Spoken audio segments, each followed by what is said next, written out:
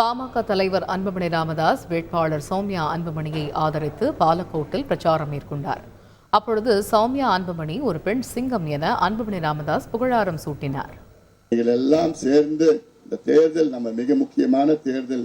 முனைவர் சௌமியா அன்புமணியை இந்த பகுதி மக்கள், இந்த தொகுதி மக்கள் பொது வேட்பாளராக நீங்கள் பாருங்கள்.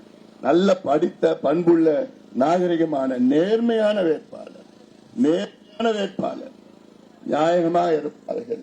எல்லாத்துக்கும் மேல் ஒரு பெண் வேட்பாளர், ஒரு பெண் சிங்கம் அவர்கள். உங்கள் பெண்களுக்கு ஏதாவது ஒரு பிரச்சனை இருந்தால் அவங்க சும்மா இருக்க மாட்டாங்க, அவ்வளோ ஆக்ரோஷமாயிடுவாங்க. அதான் நான் பார்த்திருக்கிறேன்.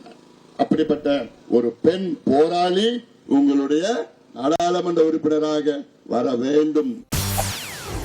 செய்திகளை உடனுக்குடன் தெரிந்து கொள்ள உடனே சப்ஸ்கிரைப் பண்ணுங்க.